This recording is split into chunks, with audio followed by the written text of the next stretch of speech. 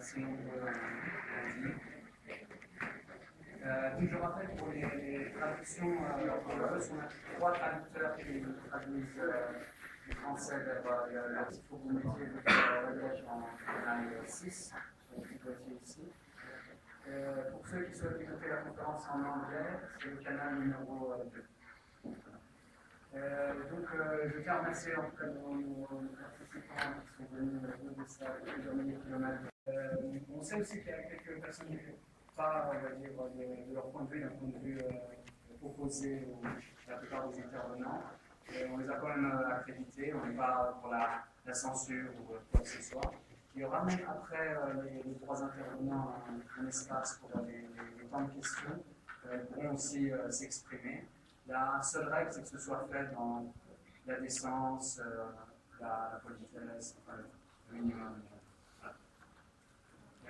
Je ne vais pas être. Ah oui, on aura aussi des extraits du film de Paul Moreira qui nous a permis de nous autoriser de diffuser. Et aussi d'autres films de vidéos filmés par des non-professionnels que l'auditoire commentera en même temps. Notre premier intervenant, Xavier Moreau, est installé en Russie depuis plus de 15 ans, à Moscou. Il est parfaitement bilingue. Il intervient sur quelques chaînes de télévision russes, un peu moins en France. Il y aura son livre qui sera disponible au prix de seulement 20 francs suisses. Le livre sortira aussi prochainement en russe.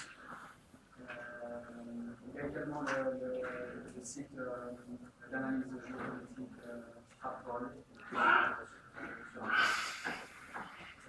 Xavier Moreau, je vais Merci, Louis. Merci pour votre invitation. Avant de rentrer dans le livre de mon exposé, je voudrais, en guise de préambule, vous dire que je vais parler de gens, personnages assassinés, de criminels même, de nazis. Mais je tiens à préciser que ces gens-là sont une extrême minorité en Ukraine. Et j'insiste même sur le fait que sans Maïdan, sans l'aide occidentale de Maïdan, jamais Svoboda n'aurait eu un ministre dans un gouvernement, comme ça a été le cas au lendemain de Maïdan, ou un procureur général de ce parti. Jamais des gens comme Yarosh, Parasiuk, Medichuk, dont je vais parler, n'auraient jamais été députés, bien sûr. Donc, il ne s'agit pas de faire d'amalgame entre les gens dont je vais parler et l'immense majorité de la population ukrainienne qui ne voulait qu'une seule chose, c'est vivre en paix. Donc effectivement, il y a 2 ans, le gouvernement ukrainien de l'époque, donc son président Viktor Yanukovych, a été renversé par une révolution qui avait pour motif une exacerbation des passions parce que, en fait, une bonne partie des Ukrainiens étaient exaspérés par cet état de crise permanent dans laquelle se trouvait l'Ukraine. Et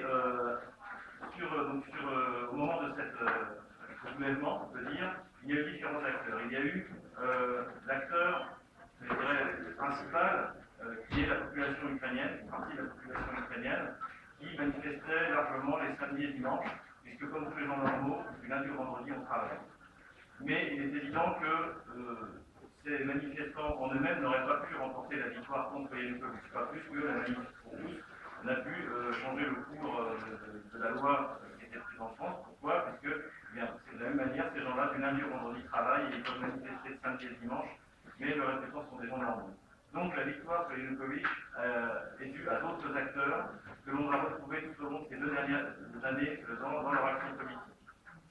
Ces acteurs, on les connaît. Il y a les ministres d'extrême droite, les ministres de Ouligan, il y a les oligarques, et il y a les acteurs étrangers, ceux qui ont commencé Maïdan, puisque je vous rappelle que Victoria Nuland, donc la secrétaire adjointe du département d'État américain, c'est-à-dire le ministère des Affaires étrangères, a déclaré que cela avait coûté 5 milliards de dollars. Vous trouvez ça sur Internet. Oui, je tiens à vous dire que dans mon ouvrage, dans tout ce que je vais citer ce soir, mes sources sont des médias ukrainiens, des médias occidentaux. Je n'ai jamais utilisé un média russe. Et donc tout ce que je vous dis, les références sont dans mon livre, vous les donnerez là. Vous pouvez tout vérifier, les vidéos, les articles, ce sont le plus souvent la presse ukrainienne, et c'est une presse ukrainienne, je dirais,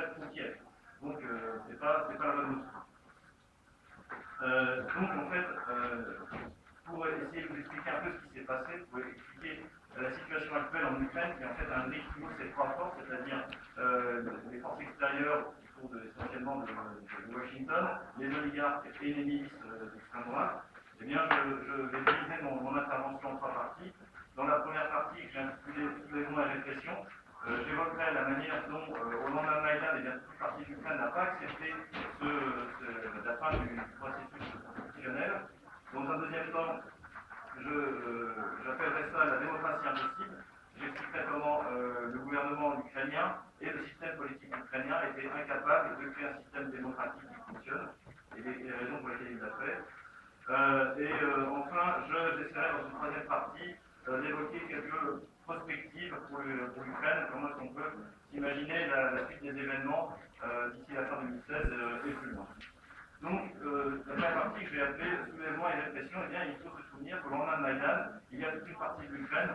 Alors, cette partie de l'Ukraine, généralement, on l'appelle la Nouvelle-Russie. Pourquoi? Alors, il faut faire la différence entre le projet politique Nouvelle-Russie, qui est effectivement un projet politique Nouvelle-Russie, et tout simplement le fait que la Nouvelle-Russie désignait une circonscription administrative à l'époque de la Grande Catherine, qui avait l'avantage, on parle de cette zone, donc de l'Ukraine du sud-est, de recouvrir les différentes régions actuelles de cette Ukraine, qui part en gros de l'Odessa, qui remonte en englobant la Crimée et qui remonte jusqu'à la région de Kharkov. Donc c'est pour ça que quand je dis la Nouvelle-Russie, ce n'est pas un projet politique, c'est juste un moyen pratique de désigner cette partie de l'Ukraine qui se sent, on va dire, plus proche de la Russie que du reste de l'Europe. Donc au lendemain de Maïdan, eh bien, il y a des soulèvements dans toute cette partie. Il y a des soulèvements à Kharkov, il y a des soulèvements à Dnipropetrovsk, il y a des soulèvements à Odessa, il y a des soulèvements également bien sûr à Donetsk et à Lugansk.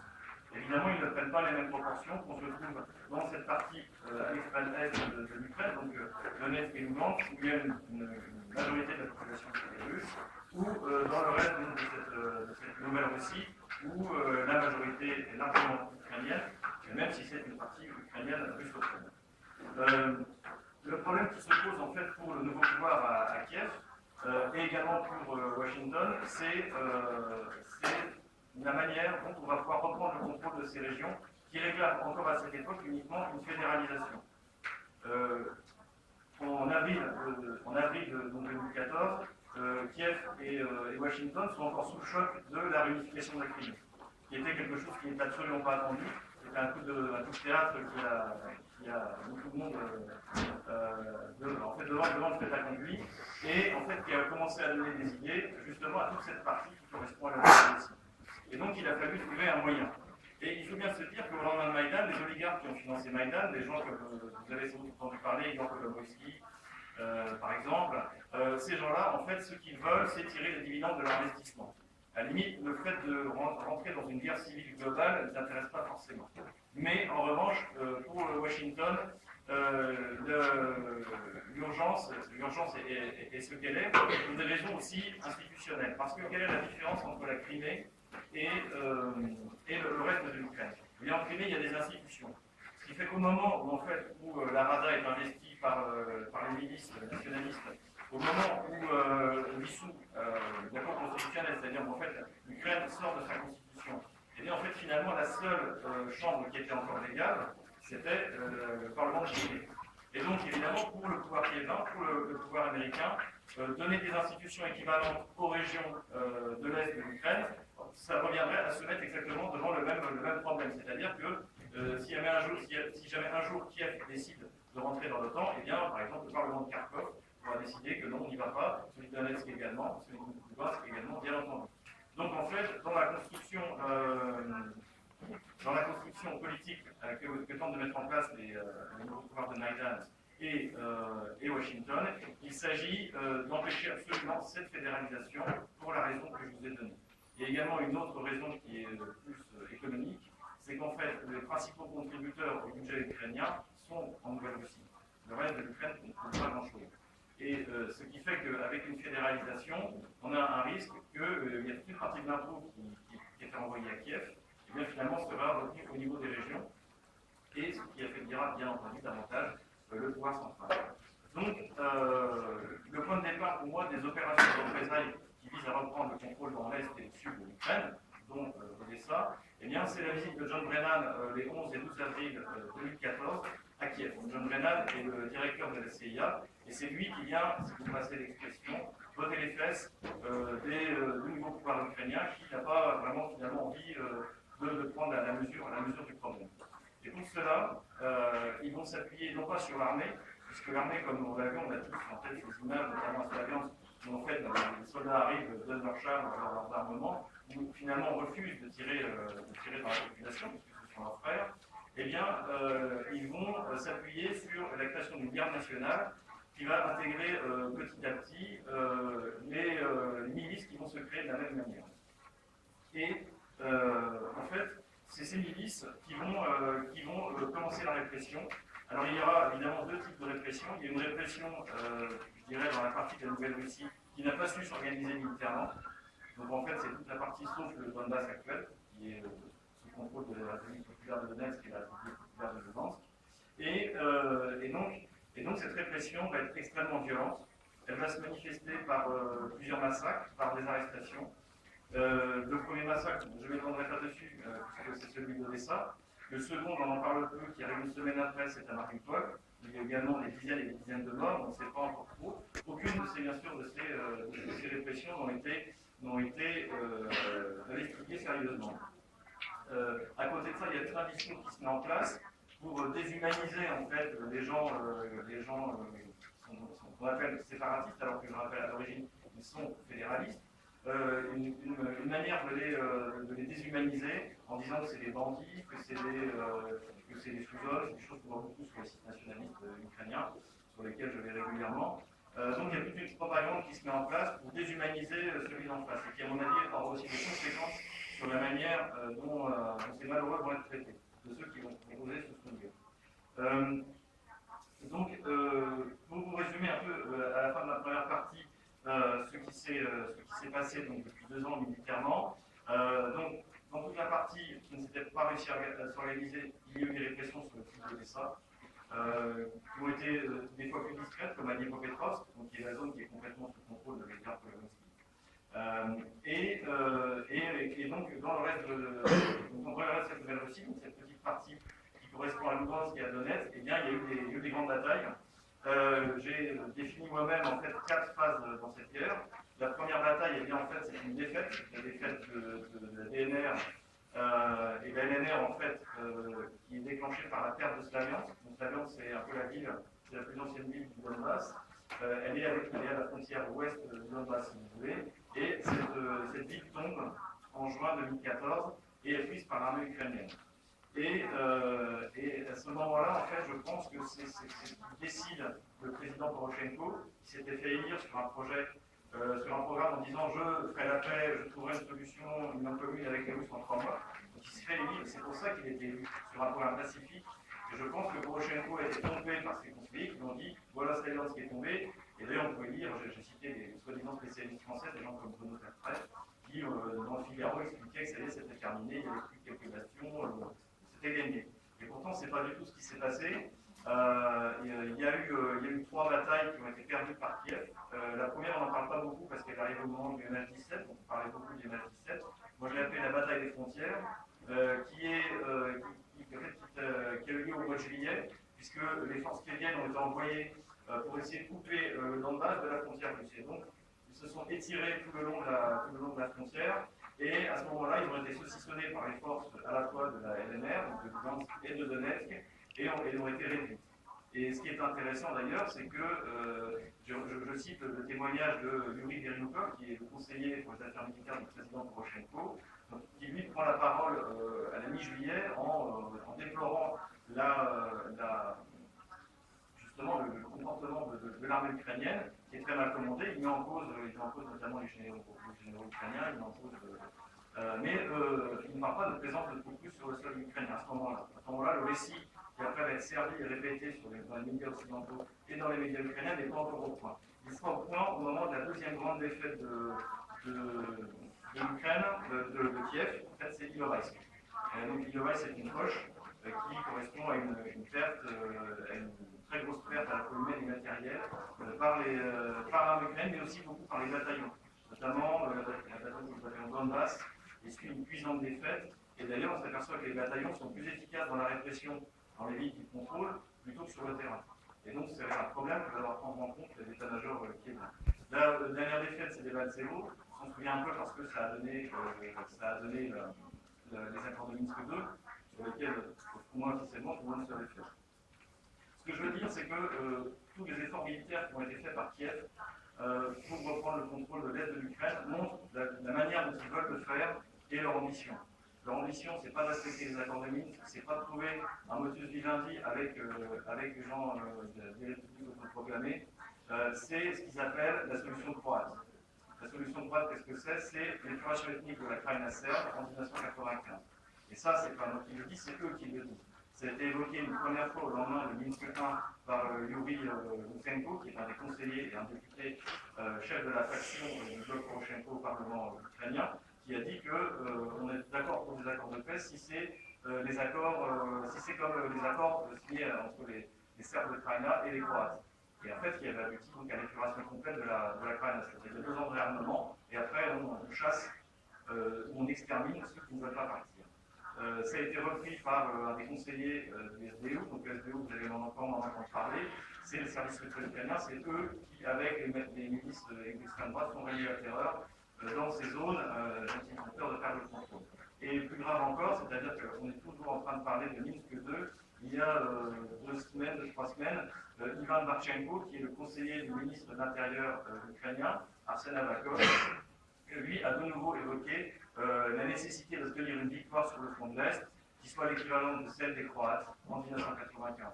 Donc cette solution croate est une obsession dans la tête des élites kieviennes actuellement, et c'est aussi la solution prônée par Washington. Donc il faut bien se rendre compte que quand on prend des accords de Minsk, on ne parle pas de la même chose.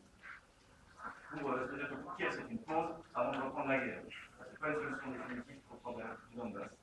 J'ai ensuite appelé ma deuxième partie la démocratie impossible, parce que, en fait, la dépendance du système politique, de l'oligarchie et des bataillons néo-nazis, en fait, est responsable de l'impossibilité pour l'Ukraine de créer un véritable système démocratique.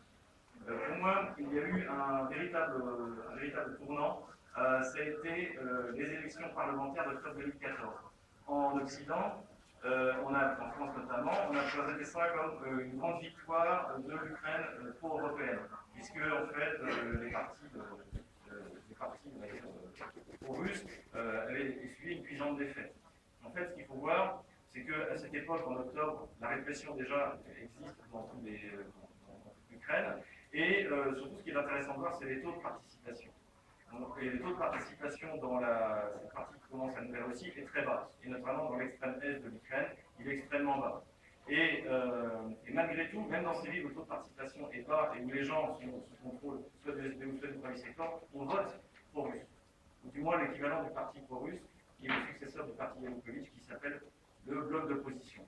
Donc en fait, finalement, si vous regardez le taux de participation, eh bien, par exemple, à Mariupol, il emporte le taux de participation est de 20%. À Slaviansk, c'est à peu près la même chose. Donc finalement, en fait, ce découpage de l'Ukraine initiale se prolonge et se voit à travers le taux de participation. Il y a autre chose de plus grave qui se passe au moment des élections parlementaires d'octobre 2014, c'est l'arrivée au sein du Parlement des chefs de bataillon néo-nazis. C'est-à-dire que jusqu'à présent, les néo-nazis du Parlement, c'était Svoboda. Svoboda est un véritable parti néo-nazi. Je vous renvoie, c'est un parti qui se revendique ouvertement d'Adolf Hitler. Je vous renvoie une déclaration que vous pouvez trouver sur Internet le 24 octobre. Donc on est à la veille des élections. Irina Farion, qui est une idéologue du parti Svoboda, qui est candidate à son renouvellement en tant que députée, prend la parole et cite Adolf Hitler comme modèle éducatif pour les enfants, en disant c'est dans les écoles qu'on prépare à gagner la guerre. Imaginez-vous un seul parti européen qui fasse la même chose. Donc Svoboda est un véritable parti nazi. Vous pouvez d'ailleurs télécharger la littérature nazie sur le site de Svoboda. Par exemple, l'ouvrage de référence qui est écrit par Dmitro Dantsev, qui s'appelle Nationalisme, qui a été publié en 1926, est téléchargeable sur le site de Svoboda. Et je peux vous assurer qu'il n'y a rien dans le contenu à celui qui sort également en 1925-1926, qui est Mein Kampf. Donc, en Occident, on présente les élections d'octobre 2014 comme la fin des nazis au sein du Parlement. Eh bien, c'est vrai en partie, puisque Swoboda, ne franchissant pas la ligne minimum, perd une trentaine de députés, donc il passe de 36 à 6 députés. Et en revanche, c'est l'arrivée donc des chefs de bataillon de représailles comme députés, ce qui va leur donner l'immunité parlementaire et ce qui va leur permettre de faire ce qu'ils veulent. Alors, je ne vais pas tous les citer parce que j'ai peur après de déranger sur le temps qui m'est imparti, mais il faut bien se rendre compte que la plupart des partis vont prendre des chefs de bataillon de représailles parmi leurs élus, parce qu'ils ont besoin d'eux pour, le cas échéant, avoir un soutien physique dans leurs opérations, notamment en cas d'échec électoral, comme ça a été le cas récemment avec Krivoï-Rog. Krivoï-Rog, c'est une ville de l'Est de l'Ukraine, et là, en fait, le bloc d'opposition, donc, on va dire, entre guillemets, pro-russe, l'emporte face au candidat d'un autre parti de l'Ouest de l'Ukraine, qui s'appelle Samarkovitch, qui est un peu le parti montant à l'heure actuelle. Il est dirigé par le maire de Lvov. Et donc, ces élections donc, qui ont lieu en novembre dernier font gagner le candidat du bloc d'opposition. Il faut savoir que ces élections ont été observées par l'OSCE. L'OSCE a dit qu'il allait bien. Et pourtant, ils font un mini-Maïdan local pour faire annuler l'élection. Et ils obtiennent l'annulation de l'élection. Et comment est-ce qu'ils font ce Maïdan local? Eh bien, au sein du parti Samarkovitch, qui est élu en deuxième position derrière la tête de liste, il y a un homme qui s'appelle Selenchenko, qui est un des fondateurs du bataillon de Donbass. Et donc, c'est un des chefs du bataillon. Et ce sont ces gens-là, ces radicaux, qui sont utiles à ces partis pour pouvoir avoir toujours sous la main la possibilité de renverser le cours démocratique normal. Et résultat que dans une semaine, vous avez de nouveau une nouvelle élection à Krivoï-Rog pour choisir le maire, alors qu'il avait déjà été choisi il y a 4 mois. D'autres exemples, il y en a beaucoup. Je voudrais vous parler de quelques cas particuliers, notamment il y en a un qui me fait beaucoup. C'est un homme qui s'appelle Parasyuk. Donc Parasyuk, je ne sais pas si vous vous souvenez, dans la nuit du 20 au 21 février 2014, un accord de sortie de crise est signé par les 3 ministres des Affaires étrangères français, allemands et polonais avec Viktor Yanukovych. Et donc, Mikhail Klitschko, le boxeur futur maire de Kiev, arrive avec ce document sur le podium et dit voilà, c'est gagné, nous avons un accord. Et là, il y a un jeune néo-nazi qui lui arrache et il dit non, nous, ce qu'on veut, c'est que Yanukovych parte, donc avant demain, 19h. Et évidemment, Yanukovych appelle les 3 ministres avec lesquels il vient juste de signer un accord, et on s'aperçoit qu'ils sont tous aux abonnés absents, et finalement, l'accord de sortie de crise est sans doute l'accord le plus court de l'histoire de l'humanité. Félicitations à la diplomatie française. Donc, je reviens à mon Parasyuk. Et donc, Parasyuk, après lui, donc l'avantage de tous ces néo-nazis, c'est qu'ils sont très bavards. Ils racontent tout. Et ils ne peuvent pas s'empêcher de se filmer. Notamment, par exemple, y avait-il des camps d'entraînement avant Maïdan? Eh bien, en fait, il y a une vidéo en août 2013 où on voit Yarosh, le leader de Paris Sector, en train d'expliquer, d'arranger ses troupes que leur arrive bientôt. Et Parasyuk, c'est pareil. Parasyuk qui donne, au moment de Maïdan, une interview dans un journal qui s'appelle ukrainien, qui s'appelle Ukrainska Pravda, et dans lequel il explique que oui, j'ai été formé dans des camps à l'ouest de l'Ukraine, j'ai reçu une formation idéologique, militaire, etc., et je suis là pour prendre des coups. Et Parasyuk donc ensuite rejoint un des bataillons, le bataillon Azov, et donc il devient un des leaders de ce bataillon. Ensuite, il est élu député à Lvov, et donc il bénéficie désormais d'immunité malgré son comportement psychotique. Notamment, il y a 2 mois, devant les chaînes de télé ukrainiennes, sur Canal 112, il y a une conférence sur la lutte contre la corruption, et il écrase d'un coup de pied la tête du numéro 2 du SBU, qui est chargé de la lutte contre la corruption.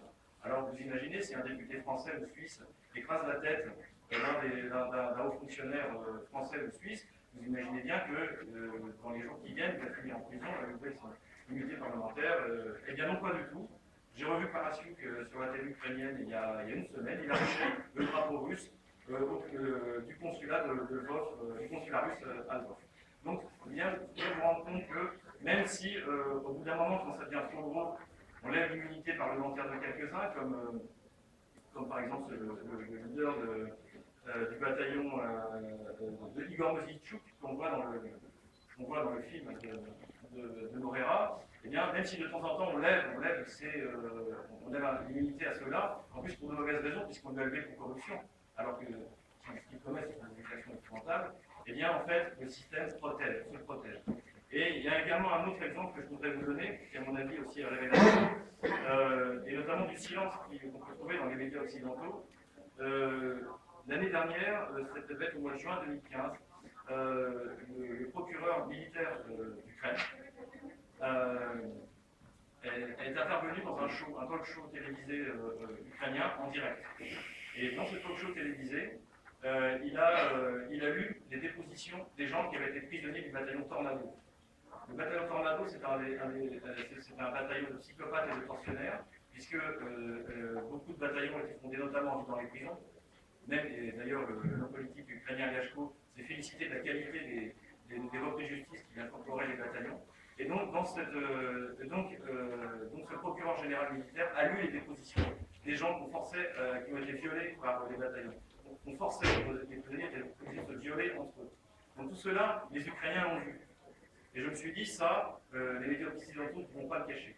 Cette vidéo, vous la trouvez sur Internet, elle est sous-titrée en anglais, en français, donc c'est pas difficile. Eh bien, ce qui pour moi devait être le tournant vraiment sur la prise de conscience de ce que c'était que les bataillons de représailles, eh bien, il n'y a eu aucun écho. Et il faut aussi se mettre à la place. Pourquoi est-ce que le procureur général va parler en direct, expliquer les exactions d'un bataillon de représailles? Parce qu'il sait que s'il ne le fait pas, eh bien, en fait, il n'y aura pas de poursuite.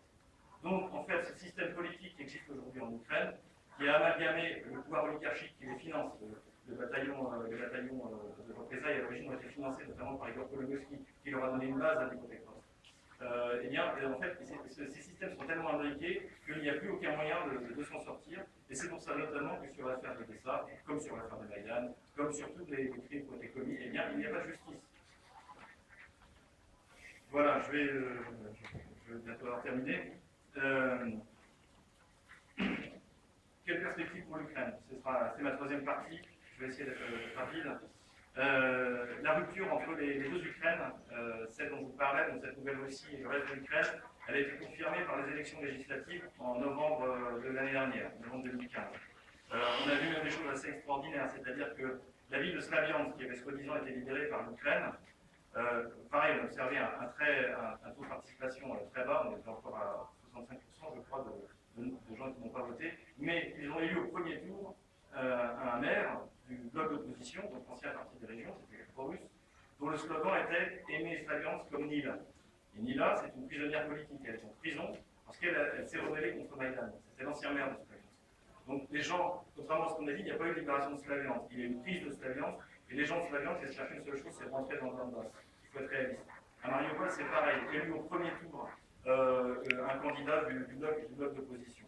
Donc en fait, on s'aperçoit que les deux Ukraines sont en train de se séparer, sont en train de se diviser.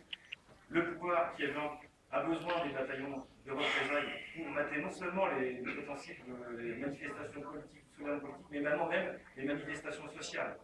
J'avais vu justement sur les médias à Kharkov, une manifestation de retraités qui manifestaient parce qu'en fait, aujourd'hui, la vie est devenue impossible à cause de l'augmentation des prix.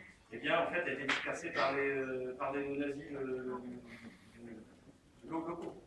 Et donc, en fait, tout le pouvoir, le maintien du pouvoir de Kiev dans cette région ne peut passer que par l'existence, un, d'une police politique qui s'appelle le SBU, et deux, par ces bataillons de représailles qui sont unilatérales. Alors, qu'est-ce que ça peut donner tout ça? Eh bien, ça va être très difficile. Ce qui devrait se passer à terme, du point de vue général, c'est que l'Occident aujourd'hui est fatigué de l'Ukraine. Ils ne sont pas prêts à payer ce que la Russie a payé pendant 23 ans.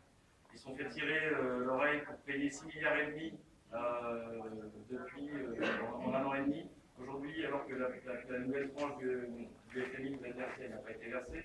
Et en fait, tout le monde se rend compte que c'est un gouffre. La corruption a explosé comme jamais. Et donc, finalement, l'Ukraine va peut-être se retrouver livrée elle-même.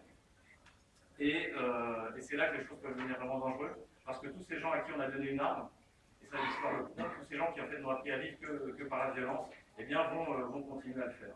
Et donc la seule solution, à mon sens, c'est de faire pression sur Kiev pour une fédéralisation générale du pays, pour faire en sorte que la protection des populations revienne au niveau des gouvernements locaux. Et c'est la seule solution que je vois. La fédéralisation aura lieu, à moins que Kiev réussisse à faire justement cette fameuse solution de droite qui les fait en rêver, mais ça j'en doute, pour des raisons militaires et techniques. En ce qui concerne la justice qui doit être rendue à tous ces gens qui ont souffert, nous allons bientôt entendre de quoi il s'agit, à Odessa, Mariupol, eh bien, honnêtement, à l'heure qu'il est, je ne vois pas comment la justice en Ukraine peut être possible. Même si je pense que ce serait à l'Ukraine de juger tous ces criminels, à commencer par quelqu'un dont on parle plus, qui s'appelle Andrei Karjik, qui est l'homme que l'on retrouve derrière toutes les opérations, les snipers de Maïdan. C'est lui qui met le procureur général de Svoboda au lendemain de Maïdan. Jusqu'en octobre, celui qui est chargé donc, de faire exercer la justice en Ukraine est un néo-nazi de Svoboda. Il faut bien se rendre compte. C'est pour ça que, je reviens à mon préambule, quand on dit en Occident que les néo-nazis sont minoritaires, je dis oui. Mais qu'est-ce qu'ils font pour pouvoir s'ils sont minoritaires, s'ils sont ultra-minoritaires? Pourquoi est-ce qu'il y avait 4 ministres de Svoboda au lendemain de Maïdan? Pourquoi est-ce qu'ils avaient le procureur général qui a couvert tous les agissements des milices à Kharkov, à Mariupol et encore une fois à Odessa? Donc effectivement, c'est justice que je souhaite parce que je pense que notamment les gens d'Odessa la méritent.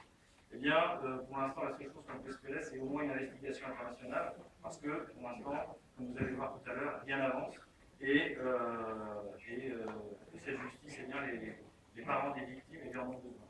Voilà, je vous remercie de votre attention. J'espère que j'ai fait quelque chose.